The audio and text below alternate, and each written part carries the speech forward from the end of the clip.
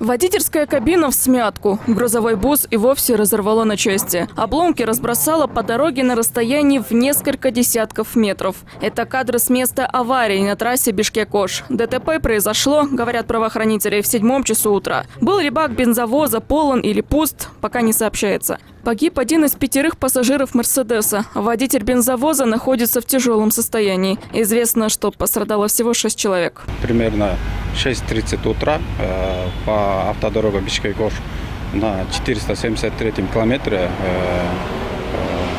зарегистрировано дорожно-транспортное происшествие, столкновение двух автомашин. Там 2 машины,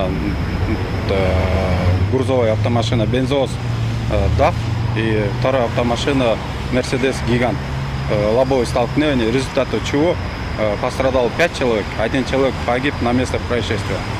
По данным дорожно-транспортного происшествия, все соответствующие экспертизы назначены, ведется следственное действие. Состояние одного пострадавшего было настолько хорошим при таких обстоятельствах, что он отказался от госпитализации. Его забрали родственники. Таким образом, сейчас в хирургическом отделении больницы Шамал-Дысая лежат 4 человек, пострадавших в этом ужасном ДТП. Врачи сейчас борются за жизнь одного из пострадавших, чье состояние самое тяжелое. Один крайне тяжелый, без сознания, сейчас на аппаратном дыхании находится. Не удалось данные тоже уточнить, пока только фамилия и имя.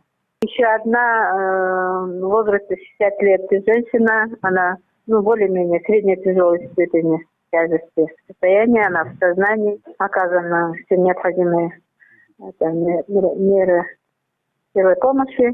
И все остальные чувствуют себя уже более-менее удовлетворительно. Установят ли на этом участке дороги камеры, пока еще неизвестно. Видеонаблюдение на трассе Бишкек-Ош установлено лишь на 3-м, 154-м и 160-м километрах. Другие регионы республики проект «Безопасный город» затронет чуть позже. Это, как говорилось ранее, Ош, Джалалабад, Балыкчи, Чолпон-Ата, Каракол, автодороги Ош-Карабалта, Балыкчи-Туругард и Балыкчи-Каракол. Только недавно в Госкомсвязи провели круглый стол с участием всех заинтересованных лиц. Присутствовали в том числе и компании, желающие реализовать второй этап проекта. Сроки 2019-2020 годы. Участки, где появятся камеры, еще неизвестны. Список пока уточняют. Как только завершат подготовительные работы, объявят тендер. Первый этап проекта, который затрагивает столицу, дорогу в аэропорт и Чуйскую область, должны полностью запустить 12 мая. Обещают успеть в срок, несмотря на то, что затянули с согласованием деталей проекта. Согласование документов немного задержалась, в связи с чем нужно было также в программное обеспечение вносить изменения в соответствии с перекрестками. Данная работа немного затянулась, поэтому сроки сдвинулись. Сейчас мы уже